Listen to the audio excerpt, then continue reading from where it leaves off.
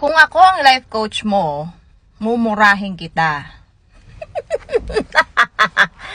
Hindi, eto ha, honestly. Kung ako ang life coach mo, hindi lang mura abutin mo. Lahat ng gusto mong marinig. Hindi, ito totoo to guys ha, kasi minsan tayo, magpapakatotoo lang ako. Hindi, ito totoo lang tayo. Sa buhay, hindi tayo perfecto eh. 'Di ba? Hindi walang perfectong tao. 'Di ba? Minsan, kahit sinasabihan tayo ng, kaya mo yan, laban lang, go, go, go. Yan.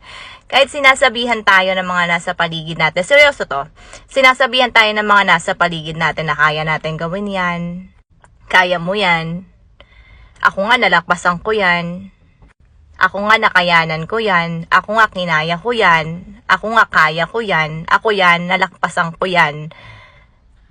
Marinig mo yan madalas sa kanila, sa ibang tao. Kaya ikaw, syempre, sa sarili mo parang mapapaisip ka na, buti pa sila kaya nila.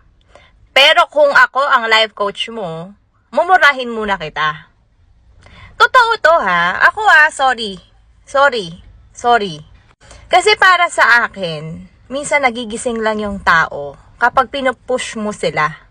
I mean, sasabihin ko, gusto ko sabihin sa'yo, hindi kasi ganito siya guys, honestly. May mga tao na naiisip lang nila yung pagbagsak ng buhay nila, sobrang dami nilang pinagdadaanan. Yan lang yung nasa isip nila. At ang gusto nilang marinig, kaya mo yan, sige lang, go, go, go. Kung gusto mo, pakikinggan din kita, pero isa lang sasabihin ko sa'yo.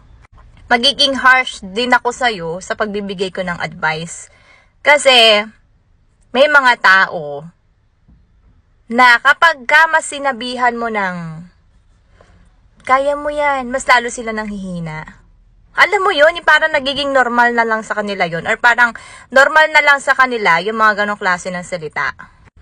Pero kung ako ang tatanungin mo, simple lang yung sasabihin ko sa'yo. Papayag ka ba? Papayag ka ba na minamaliit ka lang ng iba? Yan ang gusto ko sabihin sa'yo eh. Papayag ka ba na forever kang ganyan? Papayag ka ba na minamaliit ka araw-araw? Na hindi inihingi ang opinion mo dahil wala kang maibigay? Na habang buhay, down na down ka, bagsak na bagsak ka, kaya hindi ka nire-respeto? Na habang buhay, nasa stress ka, kaya wala ka ng pag-asa, ikaw mismo sa sarili mo nawawalan ka ng pag-asang bumangon, kaya ayaw mo na. So,